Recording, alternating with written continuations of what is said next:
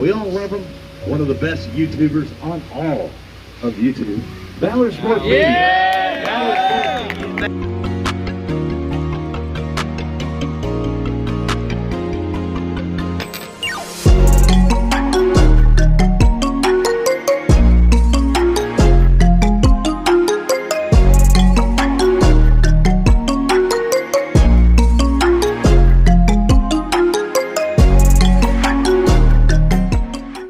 Right.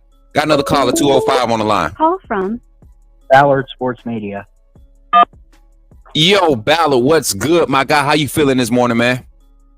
I'm good, man. How you doing, Coach? Doing good, my guy. Doing good, man. Just trying to take it all in from, some of the projections that we getting for the playoff predictions. The fan reactions from, 2 weeks ago to not even wanting to go to the playoffs, and now everybody's arguing why we should be in the playoffs. It's funny to see the fan base and the committee kind of go clash and theories go back and forth. But that's where I'm at, man. What are your thoughts on it, man? Yeah, I know you said call in tonight, but I got to be at work, so I figured I'd go ahead and just call the show. But, I look at it like this. So I think South Carolina shouldn't be in the conversation for the college football playoff. Because if it's going to come down to the Ole Miss, the Bama, the South Carolina debate, I think you had mentioned it. I'm not sure, but go ahead and mention it again. Bama and Ole Miss both beat South Carolina, and the Gamecocks are a good team. But it really should come down between Bama and Ole Miss. And Ole Miss. Talk about it, please, Ballard. I'm gonna give you space to explain it, because that was going to be like my tail end. That was the hardest argument for me to make, and to see how we will be able to go in and pull it off. And LSU beating Ole Miss is our only saving grace when it comes to that situation. But give me your thoughts on that, man. Yeah, so, I look also at the fact that both Ole Miss and Alabama have a win over Georgia, who is in the SEC championship. Now, who had a better win? I guess it depends on how you want to look at it. Is it based on margin? Because I'll give it to Jackson Dart and Lane Kiffin and Ole Miss there, because they beat Georgia 28-10. But Alabama had practically the game of the year against Georgia, 41-34, and we know Georgia's got a good defense, and our offense really stepped up in that game. I don't know, man. 19 points in the fourth quarter for both of these. That's true. That's the difference in the game. 19 points in the fourth quarter, when at this point you have your attrition has set in. You got, that Georgia game, we had some guys bang up. Even Jalen Murrow got hurt in the first half of that game. And it took you the last 9 minutes of the game to make it look like a game. The committee, they don't just look at like us, they don't just look at the score. They say, okay, box score. This team was getting handled through three quarters. The score was 28-7 or whatever the score was, 38-7, 38-8, 38-14 going into that fourth quarter. Yeah. Under a new staff, a starting quarterback you only brought back 23% of your production on offense from last year. You only brought back 23% of your major production, and this team goes out and hangs 40 points on the at that time the number one defense in the country, Georgia, number one defense in the country. Remember all the hype. So that's just the basis of it. But continue, my brother. Nah, you're good, man. I think you got to look at the whole SEC type of deal. So, okay, you look at losses. Well, I look at Alabama. Lost to Vanderbilt. Didn't look good at the time, but Vandy's bowl eligible. But who did Ole Miss lose to? Kentucky? What are they doing? 4-8? What at this point in the season, I think Bama's Vandy loss looks a little better than Ole Miss losing to Kentucky early on in the year, which I think might have been like the same weekend or whatever. But either way, man, I'm not trying to say Alabama should get in because I'm a Bama homer.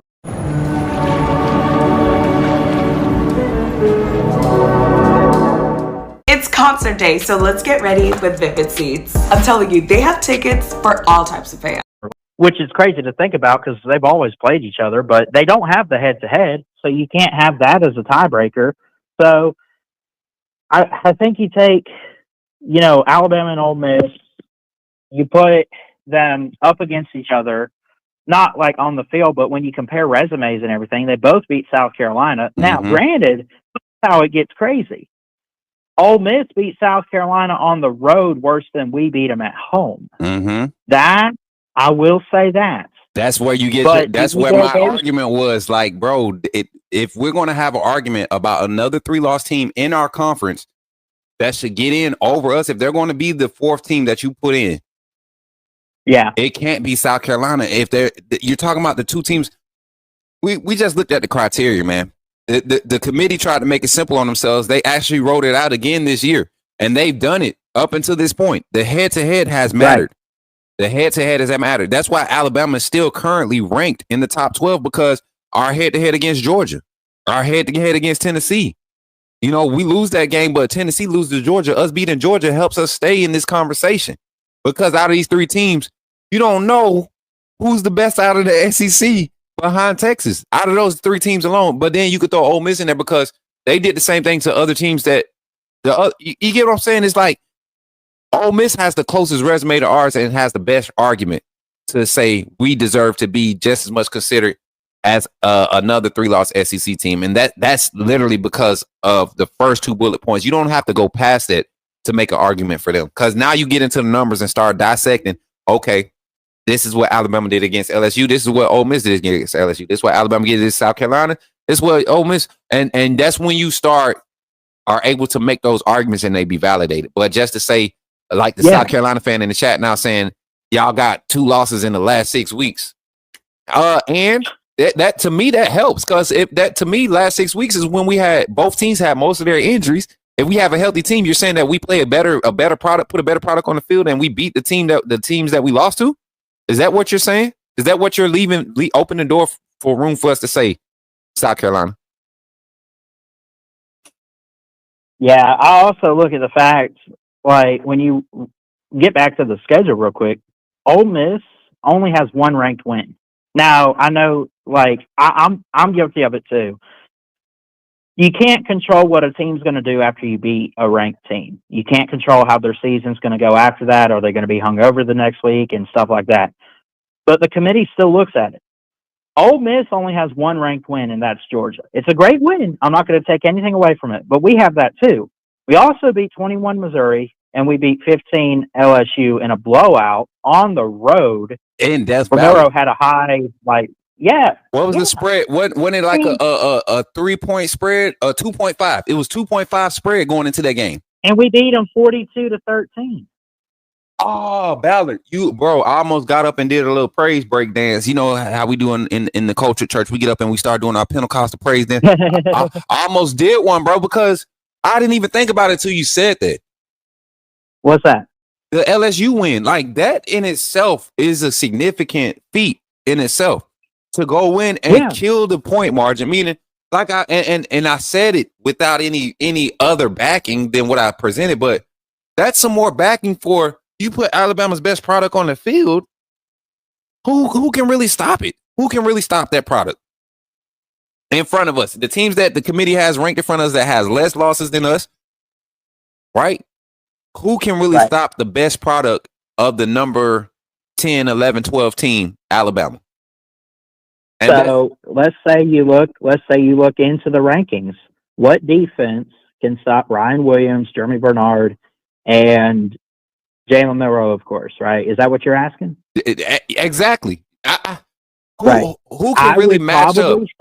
Who can really match up? I would probably say there's a couple. There's only a couple. Mm-hmm. I might say 4 teams that stand out to me. Well, I don't even know. I'll give you 3. I'll give you 3. You give me yours, and I'm gonna give you my 3. All right. I would say I love Penn State's defense. I think their defense could compete. I think Georgia in a rematch, and I think it could be Texas. I'm not too sold on Oregon's defense, but I love their offense. Okay, so we kind of in the same vein. The only one I'm gonna say hell no to is Penn State. Yeah, it's Penn State. Okay, I think Penn State is what everybody thought Michigan was. This is last year. Last year they had the best D-line. the first year before they had the best D line. So 2 years ago. Right. I think Penn State, if they could keep this group of D linemen together, which they can, they got a lot of sophomores, third-year juniors on that defensive front. And that linebacker core, if they could get 2 more guys to come in and that could spot play for the experience, the veteran guys they got playing back up now, Penn State can be dominant next year and compete with a Alabama-type offense this year or a team like ours this year. But this year, our team speed on the offensive side just is unmatched. And I don't think they could contain us in the trenches enough or limit our play calling style to stay in the box or in the trenches to benefit what they're built for. Their secondary is disciplined, but we've seen what Alabama with protection. Penn State doesn't get a lot of pressure on quarterbacks now. They're not leading it. They sacks as far as sacks now. And they get pressure, but they're not leading.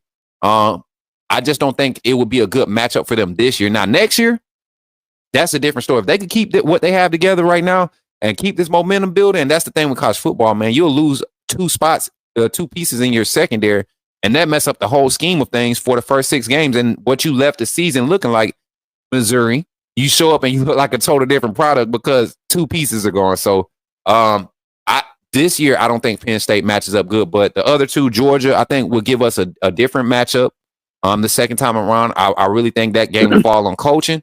And then I said Georgia was number 1. I don't want to see Georgia again unless it's for the Natty. Number 2, I said Ohio State will possibly get us out of character and playing their game, but matchup wise, I think we get the edge at the quarterback position. The spot where you got to be able to create a play, that's where we would have the edge. But everywhere else, offensive line, D-line, linebacker production, not skills, but production is about the same. And that even might change because you got to think we got a whole situation at linebacker. I don't know if you noticed Justin Jefferson at Mike linebacker makes the whole defense look like a freaking super national championship caliber defense. So yeah, I said Georgia. I said I didn't go with Penn State. Who did I say? Georgia, Ohio State, and then I said Texas would be the one that I would, have to show up. I would have to see which Texas team shows up because I just feel like Kalen DeBoer has Sark's number, man. I think it's a mental block. I think it's kind of like the Kirby Saban situation with Kalen DeBoer and Sark. 2 offensive minds, great offensive minds that have to lean on their counterparts to kind of help control the game, and their offensive play calling style has to accentuate that defensive play calling. So, and Kalen DeBoer has a slight edge in that department as far as play calling to help his defense than Sarkisian, because that's really what's hurt Sarkisian at Texas. Not play calling, scheme the offense up to help the defense when they were beat up and banged up or didn't have that high caliber defense. So that's my 3, man. That's my 3 out of that top 12. That's pretty solid. I like that, man. That's why I wish you could be on the show tonight to kind of break these thoughts down, man. Right. And here's the thing, too, man. It's like, does Alabama have the best resume in the country? Probably not the best in the whole country. But if you're talking 3 loss teams, man, like, here's the thing. You're either going to have Alabama get that spot, and then everyone's going to cry, say there's Bama bias in the playoff committee, or they're not going to make it. And then, of course, I'm not going to cry about it, but there will be some Bama fans out there crying like, well, they hate us. And I'm like, it's not that they hate you. Like, we do have 3 losses, like, So I don't know, man, but they do deserve. I think South Carolina's got a good case too. I think all these teams all of them have great cases, man. Everybody can make a case and make sense, and it doesn't seem far fetched. It's just when you try to compare cases, and it's literally things in that resume that say you're not better than that team. For South Carolina, that's what kills it for them. I'm not saying they're not a good team. I won't even go on the record and say they trash, because when we showed up to play them. But the live game sim, I only beat South Carolina by 3 points. I played the computer, bro. I only beat the computer by 3 points, man. So I knew. And in real life, it was only 2. 2, right? And that's what you know. What? And for my AAA family, and I'm sorry, y'all, I let Ballard stay on a lot longer. This is one of my content creator buddies. Y'all know how I do with my content creators when they get on the phone. and show love to the channel, I like to give them a segment because I get a lot of clips. We understand the content delivery part of it. And it gives us great balance on this channel because you get a solid fan perspectives, right? And then you have fan analyst perspectives. And then we also have professionals that have played the game that come on. Ballard has been around the game, been covering it. I mean, the sports coverage, betting, and all of that stuff. This where when you talk about money lines, he know how to get you on the right side of who to put your numbers on, or put not your money, but who to put your mindset towards as far as picking the flow of the game and application. And on the application to say, are you a felon? Regardless if you put yes or no, when you put your doggone social security number on there and they do that background check, they gonna find out. You can't sit there and say, well, if I wouldn't have got caught, I wouldn't be a felon. You actually got caught in the act of doing whatever you was doing, and now you have to carry that title. South Carolina, you got caught slipping. You lost to Alabama. You lost to Ole Miss. There's no way for you in the playoffs over either one of us. But what I will say is this, Ballard, and then I'm going to let you close it out. If they do say South Carolina gets in, now you have to find a way to get Ole Miss and Alabama in. And that there's a key rule that I want people to listen to, right? And all of these metrics and different criteria matter, but this one is highlighted and it has an asterisk by it, meaning this is a special case scenario. And when you have those type of situations with the committee, we've seen this since 2015. They're going to do what's best for the money. There shall be no limit on the number of teams that may participate in the college football playoff from one conference. No, that is a rule. That's the highlighted criteria for this 12-team playoff expansion. People are going to be pissed. It's literally, I mean, it doesn't say, hey, we're putting the 12 best teams in from every conference. No, it's saying the 12 best teams, period. Mm-hmm. So, Ballard, I appreciate you, man, but we're at the 20-minute mark, bro. Let's get, hey, y'all make sure y'all go check out my boy Ballard, man. Tell him where to follow you at, Ballard, on all the socials, bro. Yeah, you can follow me on X or Twitter at Ballard Sports. We got a Facebook page, Ballard Sports Media, and Christian Ballard Sports Journalist. And, of course, on YouTube at Ballard Sports Media. God bless you all. Merry Christmas. Yes, we're in December now, so looking forward to it, Coach. Yeah. Appreciate you. Appreciate you, Ballard, and thanks for gracing the platform, man. It's always a good time when you come through, brother. Awesome. Thank you. Appreciate you, man. Y'all, my guy, Ballard Sports Media. Hey, D-Lo.